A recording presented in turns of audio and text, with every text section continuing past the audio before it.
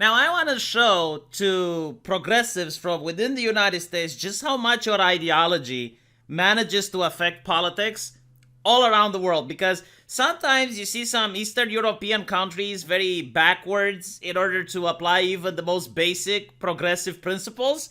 But the reason they do this is because they actually know what happens to countries in the Western world, and they're looking at it and they're like, why would we want that here? Like, why would we want that when you get a job at a company, it's not just your 8 hours where you're not on the dime that you have to follow what your boss tells you. No, no, no. When you get home, the things that you say on Twitter, like the things that you do in your own private time, can affect your job. So, for example, if you're a plumber and you go to work and you're plumbing, when you go home, you're still a representative of the company. And if you make an offensive joke or if you say something off the cuff, you can be fired for your job, even though you probably are the best plumber in the world. Why would we want that here? So this is why when it comes to things like, I don't know, progressive ideas like hate speech or stuff like that, most Eastern European countries want to have nothing of it. It's because we know where it goes. Like, we don't want people to become slaves of corporations. The company owns someone's soul. It is just unbelievable. But in the West right now, you have this culture that is constantly being encouraged by the left. Like the same people that advocated for workers' rights and the same people that advocated for less power for the corporations are now advocating for more power to the corporations. Yes, they should thought police people. There's actual articles in The Guardian complaining that during the great lockdowns of 2019, it's how are we going to maintain diversity if people are at home now and they're not getting trained by HR. They're not getting constant courses and lectures about how they should behave in society. I don't know, like, how did people manage to get morality before the corporations? I don't know, go to church? I have no idea. But what I'm trying to say is that now we got young Romanians posting political stuff on Facebook. Like, this to me was shocking when I first saw it. And now it's even more shocking because it happens more and more often. Like, young people in Romania getting involved into politics. This didn't happen when I was a kid, by the way. This is a new phenomenon for my country. So let's see what he posted and whether or not it's true. So the topic is conservative versus progressive. And the first bullet point, if a conservative doesn't like guns, he doesn't buy them. If a progressive doesn't like guns, he wants them outlawed. Now, this is entirely true, although I would like to add a caveat. I would have chosen a better example. Instead of guns, I would say a comic book. Because if a conservative doesn't like a comic book, he doesn't buy it. If a progressive doesn't like a comic book, he wants it banned. And the thing is, like, a comic book literally cannot hurt anyone. Like, there is absolutely nothing that a comic book can do to you. And if people don't buy it, then it's not going to exist. With a gun, I kind of understand. I'm not agreeing, but I can understand the rationale, right? Like, just because you can understand the rationale doesn't mean you agree with it. I guess the progressive is afraid that if you buy a gun, you might shoot them, right? So they don't trust you, a law-abiding citizen. They don't trust you with a gun. Like, they think you're incapable. They think the only people that should have it are the cops and the government. They trust the government. This is the ideology of progressivism and the fundamental difference. The progressive inherently trusts governments and institutions. Conservatives, they trust family and community. So a conservative trusts his neighbor more than he trusts the police officer. And there's also the fact that I guess this is something that I just don't understand when it comes to progressive culture. Why do they think that if someone has the capacity of using a firearm to take someone else's life, doesn't have the capacity to buy a firearm from the black market? I mean, in my opinion, buying something from the black market is a lesser crime and is something you can do with a easier consciousness than taking another person's life. So this is something that I never understood about progressives. They also fail to look at what happens in other nations. Like, for example, in the UK, firearms are banned, and now you have a knife crime epidemic, which means that the main problem is the fact that you have people in your society willing to take someone else's life. That is the core issue. That is the talking point. Why is it happening? Why do certain people in your country want to take out someone else's life? That is the conversation. It's not the tools that they're using. I mean, okay, like, the tools might make it easier or harder, like that's fine. But what I am trying to understand is why don't you have the conversation about the root of the problem? It's like if someone starts coughing and they're coughing blood, you can give them a coughing syrup, I guess, so they stop coughing. But if they have cancer, that is the issue. Like, you should get them to surgery and take out the tumor. That's the correct way of handling the situation, rather than just treating the symptoms. The second one is if a conservative is a vegan, he doesn't eat meat. If a progressive is a vegan, he wants to ban meat.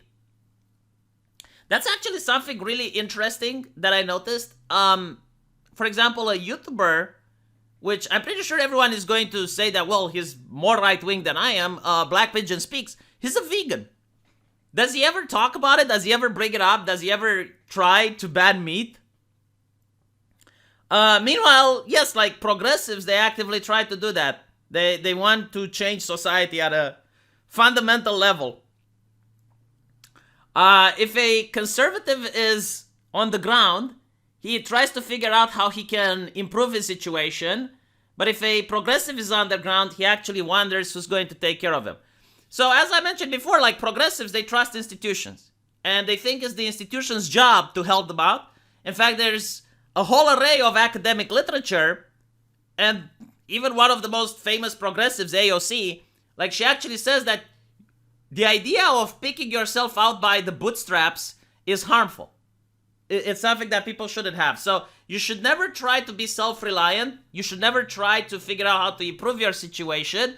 You should always expect the government to help. Or you should expect society to change in a way that it's going to create a new utopia that's going to help you out. It's a very toxic way of thinking. It's a slave mentality way of thinking. And obviously, it's an entire ideology which tries to enslave people. A person that's independent and can fix their own problem doesn't need to rely on the government and is in control of their life, which means that the government will serve them.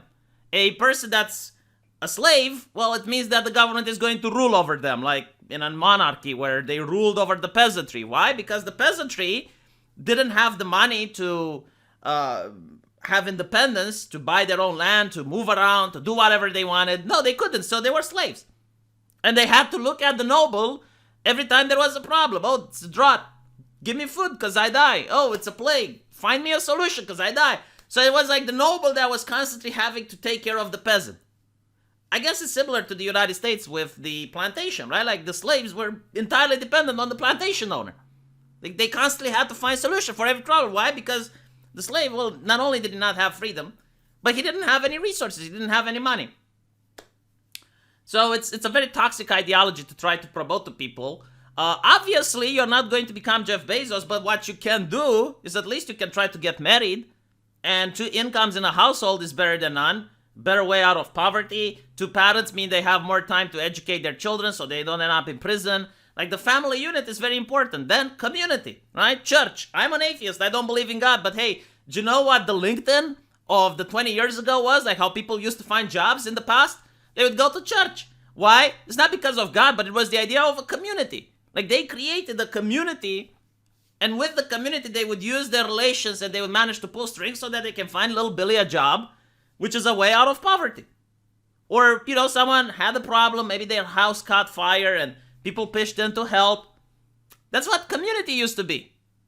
And you don't need the government. Why do you think the guy in the Capitol gives a shit about your barn?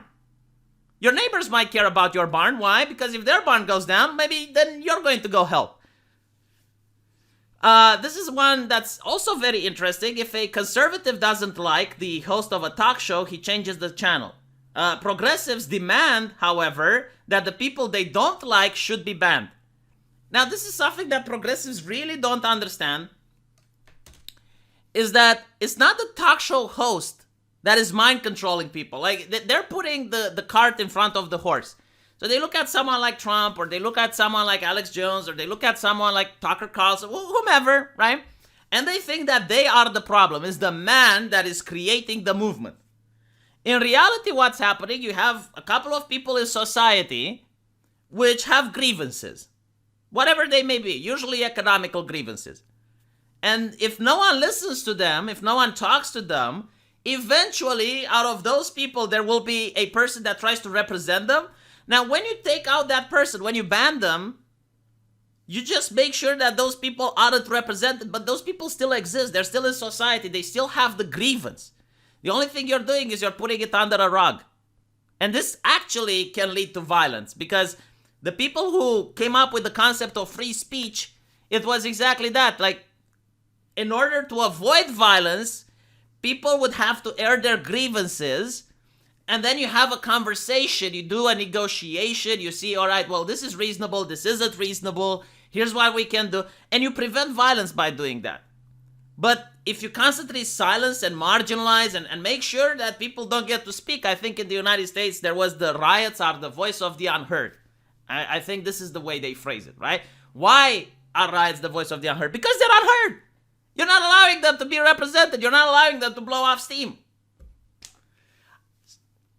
If a conservative doesn't believe in God, he doesn't go to church. A progressive doesn't even want people to mention God, Jesus, or Christ. So, this is a little bit complicated because I've been on both sides of the fence. I guess like a person that doesn't believe in God wants to be left alone. Like, he doesn't want, for example, right? Let's say you don't believe in Islam. You wouldn't want people to ban pork in your country because they believe in Islam.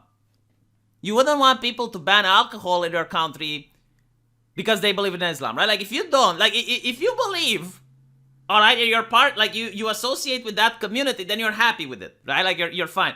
But if you don't believe, you want to be left alone, because you don't believe eating pork harms anyone. So, if it comes to that, like, if people try to impose their will upon you, then you're going to try to fight against that will, regardless if you believe or not.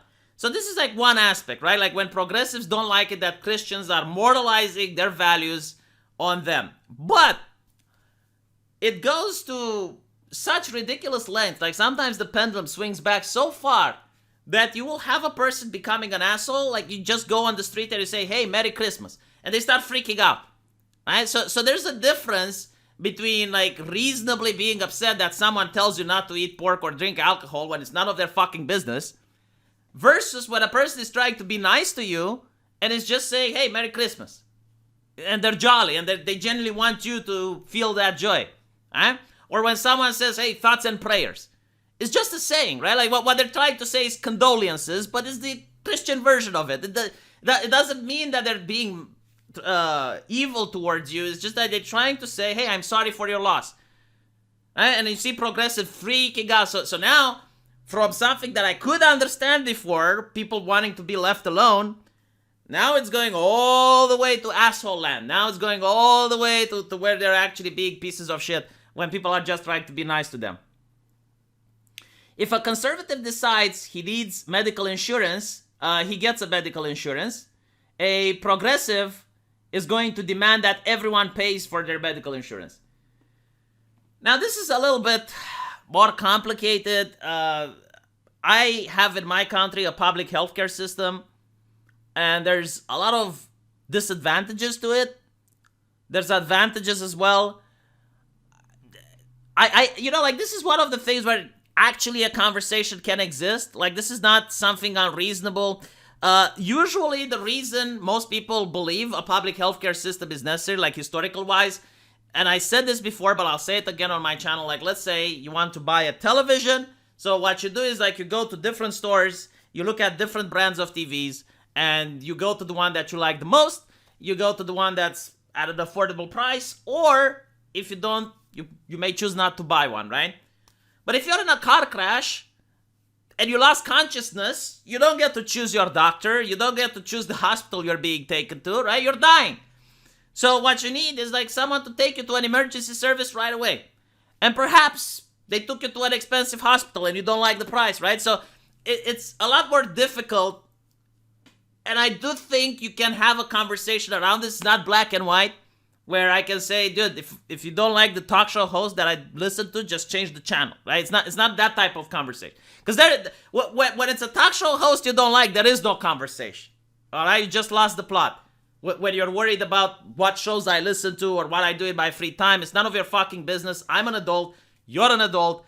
Mind your business. In this case, however, it's a matter of policy. Yes, like this is why we even have a political system to have a conversation about this. If a conservative reads or posts this to their friends so that everyone is going to have fun, a progressive is going to block you because he feels offended. Yeah, so I don't know if this is true or not. I don't think this is enough to offend people, but there are things that you can post and it's going to get you quote unquote excommunicated if you happen to be in a progressive circle. But yeah, let me know what you guys think. And I found this to be very interesting. So I'll see you in the comments section. Take care.